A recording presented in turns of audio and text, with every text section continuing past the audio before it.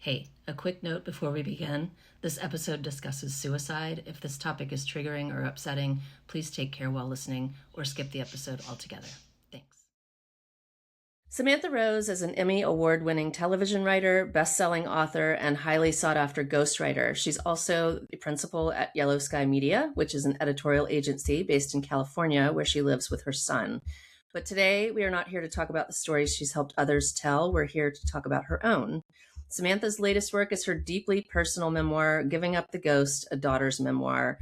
In it, she courageously shares her journey through grief and healing after the suicide of her mother. And it's a story that is as raw as it is powerful. This book has already received significant recognition, earning Best Memoir at the 2025 San Francisco Book Festival. Kudos, that's awesome. And is currently up for several prestigious awards. So Samantha, thank you so much for being on the Dying to Know More podcast. I'm really happy to have you here. I'm happy to be here. Thank you. Awesome. Well, first off, I just want to acknowledge your writing is absolutely beautiful. It was such a beautifully written book, especially on such a heavy topic. You painted, I felt like I was there. So it was just really a beautiful read. So catching listeners up to speed, you had a series of what I can only describe as like heavy hits, kind of back to back. You went through separation and divorce, and then your stepfather you lost to cancer, and then your mother's death several months after that, and then of course the pandemic. That's so much to process. When you look back at that time, like that's so much loss and change. What do you think of that time? Do you marvel at the fact that you survived it? Or, I mean, what do you think? Well, we also want to add in menopause. So Yes, of course. Yeah, I decided to just do all the hard things at one time. Get it all out of the way. Get it all, just burn it all to the ground and build up. I realized at the time that I was juggling a lot, but I was in it and I had no other choice but to survive it, find a way forward. Looking back, I do recognize that it was a lot to hold at one time. And I'm pretty proud that I was able to navigate through given all those hits. And I think such a testament to the ability of a human to survive, like the survival capabilities, I really think. I think so too. I think we surprise ourselves. Totally. Often. And COVID was its own grief. It was its own heaviness for all of us, right? But for me, while I was navigating how to survive in this new uncertain world, and that was difficult, it did afford me this pause that the world was experiencing to just go inside and retreat and reflect and have a lot of time and space for grief that I know I would not have had we been living in quote unquote normal times. That was going to be one of my questions, was how would the grief experience had been different if we weren't all holed up? But I think it probably would have been vastly different. I think it would have been vastly different. I mean, I would have had to been asked to show up like a regular person the following week. I mean, I'm a professional writer, as you mentioned, and I work from home and I can keep my own hours, but I still have to show up for people and I still have work to do every day. And I was grateful that I did have a bit of a permission slip to step back during that time. You actually, in the book, you said that most employers offer 2.5 days for bereavement, which is so wildly insufficient. And I know you work from home versus like a standard, 9 to 5 office job. With your perspective, though, in retrospect, what's more realistic? Like, what should employers, like, even if it's like you can work from home for a month, or what are some options that employers should consider in terms of allowing people to grieve? I think that conversation, it's coming up more and more in the workplace, and I is shifting and changing, but probably not fast enough. Mm-hmm. I think some employers don't afford any days at all. Mm-hmm. And some might be a little bit more generous. I think we have to recognize that so many of us are in grief and we don't leave it at home. We bring it with us wherever we go. And that there needs to be a conversation about how to work alongside it and Mm-hmm. how to have conversations for employers and colleagues to feel that we can say the uncomfortable thing. I think the Mm-hmm. silence around it creates another level of grief when we're People are asked. so afraid to talk about death, grief, dying, all of it, and it does. It becomes this elephant in the room, and it's a shame because everybody's going to be touched at some point It is by a it. shame because it's a collective experience, and Mm-hmm. we if we haven't experienced it yet, we will. Mm-hmm. And I think it can be such a common denominator that brings people closer together. These are my favorite conversations to have now. Mm-hmm. And I know you resonate with this. You have a podcast about death. Yeah. And one of the silver linings from losing my mom and then writing about it is now being out in the world and talking about it and having real conversations about loss and how we reconstruct our lives and how our perspective changes so much when we're confronted with tragedy. Mm-hmm. I think they're some of the most beautiful conversations actually to have. Definitely, they strike connection. So kind of digging into the book, and your mom. So before she died, you were aware that she was struggling with depression. Was that something new or something that she'd dealt with throughout her life? What was that dynamic? My mom was a big, bright, beautiful force. She was a writer and in her own right. She was an author and a journalist and a speaker. She wrote plays. She was a very public facing person and she was very positive. She wrote about aging gracefully and big and out loud. She did not have a history of depression or mental illness that me or anyone in our family, any of her friends were ever aware of. Um, Up until her last days, any of the doctors that were working with her did not have, they couldn't find any evidence of cognitive decline in any way. Mm-hmm. So it was very surprising. It felt like it came out of nowhere. Mm-hmm.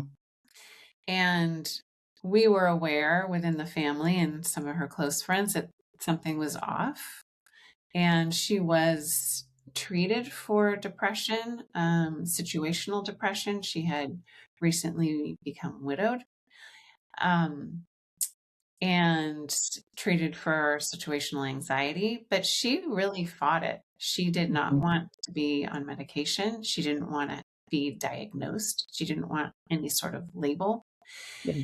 And so it was difficult to help her. So when someone dies suddenly, for instance, my father-in-law died of a massive cardiac event and was suddenly gone, and it's just so jarring, to be like, man, I just saw them, or we were just talking on the phone. Based on the fact that your mom's death was still sudden, but it was a choice, was your response, or was that kind of jarring vibe, was it different? It was very jarring. I mean, Yeah. suicide is shocking. Yeah. I don't know how any other way to describe it. Yeah. And I did not see it coming, even given a lot of what I write about, where there were some cracks, some Hmm. definite question marks. I don't Hmm. think you can ever expect Yeah. a death like that. And she and I had spoken that morning, and That has to feel so crazy. it did feel crazy. We had spoken for almost an hour. I Oh was getting ready for a work trip the following day. We talked about packing and where I was going. We made plans for later in the week. She seemed fine. And even part of that work, that beginning of the writing process for me, was going back and trying to uncover uh, what we said and what she said and how she said it. Was there anything I missed? And I don't think there was. Yeah. And then within hours, she was gone. And so that what you're describing, that, but they were just here. How can they not be here? They were just in their body. How can they not be in their body anymore? There's no context for that kind of discrepancy. Right. That's so.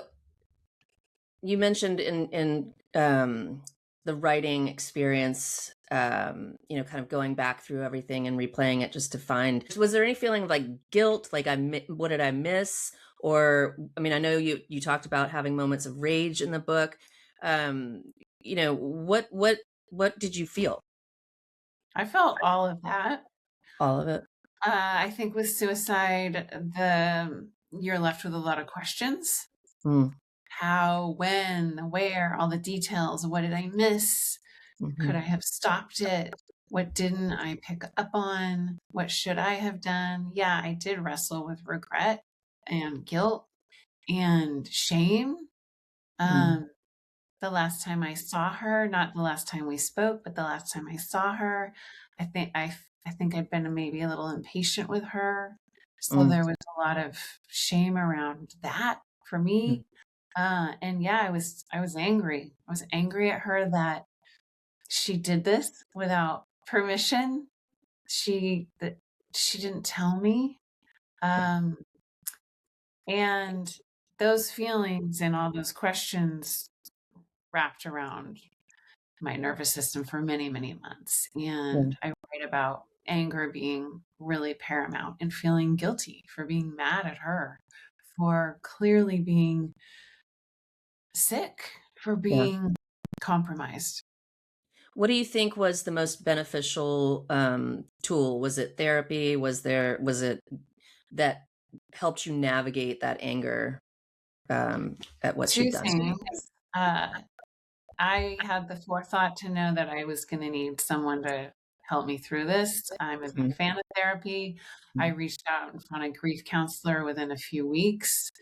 Um, a friend of mine, a colleague, recommended her brother, and I called him, and he becomes a through line in the book. He was such Totally. a significant force for me, and he was just the right person at the right time. He had experience with suicide, and so I I knew that he got it, Yeah. and I needed someone who would welcome all of it, all the feelings, all the questions. There was nothing off the table, that I had permission to speak all the scary things out loud. And he worked with me. We were on the phone every week. I was in California. He was in Denver for that first year, and then into the second and the third. And Do you still that talk to him? I do. I do. He was he seemed like such a lovely human being. Like, and Yeah, he's a force and was so helpful. And therapy isn't, counseling isn't everyone's way, but I Mhm. think it's very important to find at least one person who can be your witness to grief. That's one of the things that he taught me, is that finding someone that can hold it, sit with you. They do not have to speak about it, but who can see it Mhm. without trying to diminish it or fix it or change it or make you feel better. Yeah. Yeah. And so that really helped. And then the second thing for me was writing. And writing became this active channel for me to work grief out of my body onto the page. And again, finding something that's active, that you can work it through. That grief wraps around our nervous system and it wants somewhere to go. And for me, writing it was a way to understand it and also release it incrementally over time. I really liked how there were several points where you were very intentional in carving space out for yourself and allowing yourself room to block, like Christmas, for example. You said, between the 4 hours that you were like, and I think that is such a strong lesson that people should glean from the book, is just giving yourself, like, being graceful with yourself, you know? So fine, your employer doesn't give you, longer than 2.5 days. Well, give yourself, carve out, take what you need, kind of thing. I think is so important. I So, don't, people aren't going to offer it to you necessarily. mm, Employers or friends or family members aren't necessarily going to say, what do you need? Or how can I give you space and time? mhm, mhm. You've got to demand it and give it to yourself. Yeah. And I am big into ritual and tradition. And so I was intentional about creating moments in the garden where I would honor her by planting wildflower Yeah. seeds, going out to the beach where she last was, and really feeling what that was like. Mhm, And I think for me that helped. That helped, just the process of grieving and healing, and also finally getting to a place where I felt like I had a better understanding of what happened, at least that made sense for me. mhm. And I'm not sure that I would have gotten there had I not created these really these containers of time and Yeah. space to really look at it. One of the most kind of heart-wrenching points in the book was the lead up to you explaining to your son what had happened and how. I think, as parents, we obviously want to protect our kids from, do we tell them about the latest school shooting, or do we, you know what I mean? Like, you just want to keep them safe and innocent. And yet there was no getting around it. So how did you prepare for that conversation? And what advice would you give to somebody who is getting ready to have that conversation with a child? My son was 8 at the time, so he was still innocent. Mm-hmm. I knew absolutely he did not know the word suicide. He didn't understand the concept of it, which when Mm-hmm. you think about it through a child's point of view, the idea that you can end your life is Yeah. very odd and something you don't think about until it's presented to you, I think. He was very close with my mom, his grandma, who we called Muti. He saw her every week. They had a very active relationship, and he had seen her not even a week before. Mm-hmm. So I was going to have to tell him that he was not going to see her again. And I knew that he was going to want answers. Now, every kid's different. And so there's no one size fits all with our kids. And Mm-hmm. yes, we want to protect them. And I did not want to have this conversation with him. And I was angry with her that she was forcing my hand to have probably the hardest conversation I've ever had. Mm-hmm. And still, I knew I had to have it and it had to come from me. So, due to a shared custody agreement with my ex-husband, my son was not with me the night or the afternoon that I discovered this, but I was going to see him the next day. And so I prepared loosely what I would say to him. I did get some coaching that evening with my sister who has kids. We did this emergency call to a therapist friend who gave us some pointers in terms of what to say, how much to say. I didn't anticipate I would tell him the whole truth, but that I would be open to telling him what he wanted to hear. And I think Mm-hmm. maybe that's the takeaway is, um, to follow their lead Yeah. and to be honest. I knew that if I was dishonest with him or even half honest with him, that he would lose trust and faith in me, and we were Mm-hmm. going to need each other. He was going to need me and I was going to need him.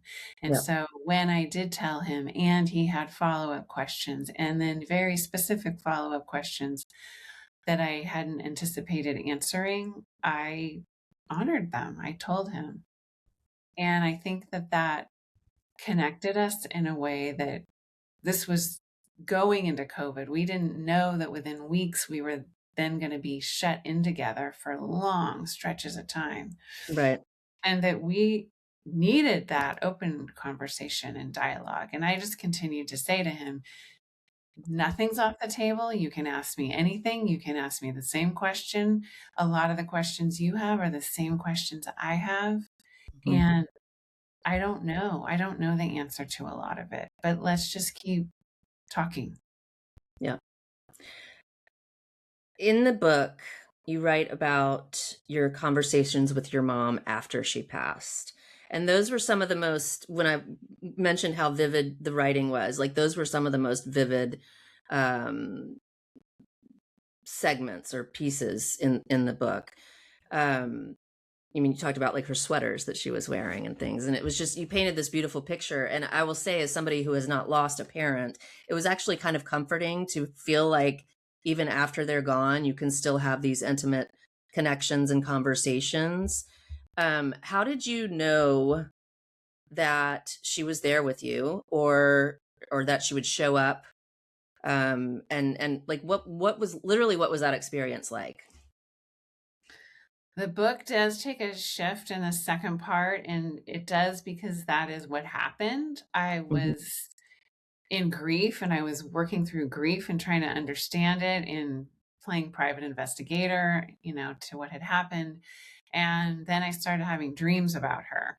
Mm. And I am a prolific dreamer. I dream almost every night and I remember them most times. So she drifted into my dream one night and it was very vivid. And I write about this and it felt so very like her. The exchange was short, but I woke up thinking that felt like more than my mind making things up. It felt Right. like maybe a visitation. It just was so her. And so I did what I'm trained to do. I wrote it down. And because it felt so authentic, I challenged her. I said, if that was real, if that was you, then bring it. Let's come back. Yeah. And so I start inviting her into my dreams, and she does return. And those dream dialogues, I start translating them onto the page as close to how they happened in my mind. Hmm. And then eventually I start inviting her to dialogue with me on the page in a way that is similar to how I work with clients as a ghostwriter. And That was fascinating, by the way. Just the process, like so many points of your life, like your professional, your personal, all that kind of coming together to create this memoir was just, it was fascinating. It was really fascinating. it was fascinating to me when I realized that that's what was happening, that I was Yeah. ghostwriting the ghost of my mom. I thought, oh, well, wow, this is kind of out there. Yeah. But it felt real. And the Hmm. conversations that we were having weren't rehashing old conversations. They were new conversations. They Hmm. felt present. And if they were present, then that meant she was still here in some Hmm. kind of way. Hmm. And that we were continuing a conversation. We were evolving our relationship. And I believe it's true. I believe we can all do this. I believe that we can speak to them.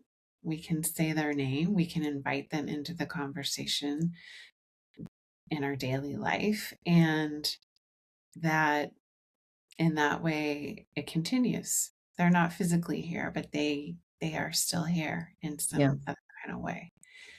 So You had, I can't prove it, of course. you know? Who, But for who me, do you have to prove it to? Like, it's nobody's, it's your own, you know? well, when I realized I was writing a book, I thought, well, there's going to come a time and a day when someone might say, I'm not quite sure I'm buying it. And I thought, that's all right. Yeah. Because for me, it was helping me heal. It was helping me get to a place of understanding and eventually forgiveness of myself and Hmm. compassion for my mom that Yeah. shifted the the ending, and it shifted our relationship. And I thought, well, this is worth doing. So So there was one part where in she said in order for her to kind of go to the next level, she needed your blessing, and so you gave her your blessing. Did that change your relationship with her? Like, or is she still? Do you still visit things? I mean, where are things at now? where is she now? uh Well, no. Do i you still feel her in the same way? I mean, i or did? I do feel her, and I feel her presence. It's a little less near. I mean, that first year I really felt her close. Mm, And um I take walks around the block, and a lot of the dialogues that would end up on the page, they would be started sort of in this walking meditation, which is mm-hmm, often how I get hits for different things when I'm writing. mm-hmm, And I'd rush back because it's like I'd hear a line from her, or there would be some kind of exchange that felt very present and near. mm-hmm, And then when we get to a point later in the book where I feel that she's asking me to let her go mm-hmm, or to move on, mm-hmm. and I don't want to let her go. I'm still the daughter that's like, no, you belong to me. I still need you here. I don't want to let you go. Yeah. And I wrestled with what she probably needed as a spirit and a soul, and what I needed as her petulant daughter still living here. And didn't knew that the right thing was to release her, to give up Yeah. her ghost, and to trust and to hope that that meant that maybe in releasing her and not holding her so tightly to Mm-hmm. this world and to me here, that she would still be around in a different kind of way. And I think that's right. I think that's true. I mean, I feel her and I see her everywhere. It's Yeah. spring now, and I walk around the neighborhood and everything's blooming, and I say hello to her, and Mm. see her everywhere. I see her in the leaves unfolding and in the flowers, and um yeah, it's Do you just still, with this much time that has now passed, do you still find that you think about how she died, or are you kind of more focused on how she lived? that's a great question. I am less focused on how she died, and that is one of the conversations that I write about she and I having, is her wish to release her from that final moment, Mm-hmm. to honor how she lived. And Mm-hmm. she lived a full life for 76 years. She left too early. Um, but she had a full life, and we all have many, many moments, right? And it would be unfair for me to hold her to that final moment, even though it was a tragic and defining moment. It didn't define her whole life. Yep. And now, given several years now that have passed, when I think about her, I think about how she lived. That's awesome. What advice would you offer to somebody who has just lost a loved one to suicide? Oh, I would say it's difficult. It's horrible. It's tragic. It's there's no context for that kind of loss, and to give yourself some grace for feeling all of it: rage, heartbreak, confusion. You're going to probably go through all different kinds of emotions, maybe within a 60-minute period, Yeah. and allow it. And find someone to talk to about it, because it's complicated, and it's a tough one. Yeah. Find someone that can just hold your hand as you navigate through that darkness. And if you can look at it and sit with it, you probably will get to a place that doesn't negate it, Mm-hmm. but that you can live alongside the loss and move forward. Alternatively, is there anything that you would recommend for people who love somebody who just lost somebody to suicide? Do's and don'ts. What should people know? Again, the best thing is showing up, and it can be messy. It is messy. Show up and ask questions. Say the person's name. Yep. Don't shy away from it. I think the silence and the pretending to be okay, trying to get your friend or loved one back to fine and normal, is kind of impossible. There's no going back. So Yep. how can you walk alongside them forward? Right. Okay. Before I get to the last two questions that I ask every guest, I need to know, have you returned to the world of dating? That's so funny. I don't think anyone's asked me that. Well, And you don't have to answer. I was just curious. I found that little segment to be that wildly was fun. entertaining. That was fun. Yeah. Truth be told, yes, I am navigating the world of dating. Okay. Well, I've decided to jump back into life. good. All right. So, questions I ask every guest: what is the single most impactful or transformative experience you had, either while writing the book or since it was released and you did any like post-release publicity? Transformative. Writing, stepping out of the shadows after being a ghostwriter for 20 years, and I am continuing to be a ghostwriter, but writing something in my own name, and this is a theme in the book, as you know, is recognizing how much I'd become a ghost in my life, not just professionally, but personally, and reclaiming my own voice and stepping out into the world has been transformative. That has been the most transformative, and just kind of reimagining myself. And I would give anything to have my mom back.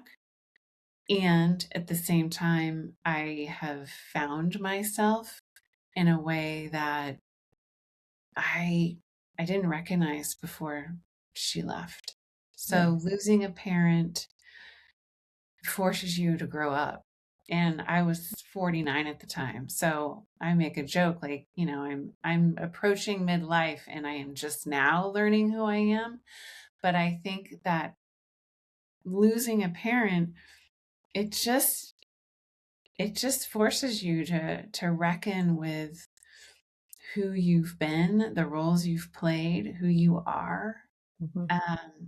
It forced me to step up in a way and show up that has been very empowering. Cool. Last question. Are you afraid to die? Why or why not? Oh, these are good ones. I don't want to. I really want to maximize my life here. I feel like for my mom, I'm I'm living in a way that she can't anymore. She's not here. She loved life. She loved the world. She loved all the smells and the sounds and all of it. And so I want to honor that for her and for me. I have a kid, so I am acutely aware of my mortality in a way that I wish I wasn't. I want to stick around for as long as I can for him. Mm-hmm.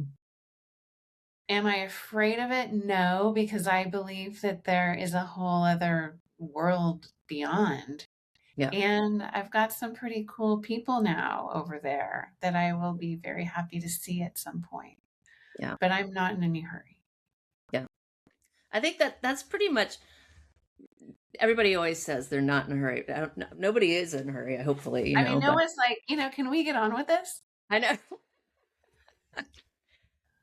Okay. Well, first off, I cannot thank you enough for your time today. Listeners, I will drop links to Giving Up the Ghost in the show notes, as well as Sam's social handles. And Samantha, thank you so much for your time today. It's been an honor, and I've really enjoyed talking with you. Yes, thank you so much. It's been fun to talk to you too. If you like this episode of Dying to Know More, be sure to like and subscribe to never miss another episode.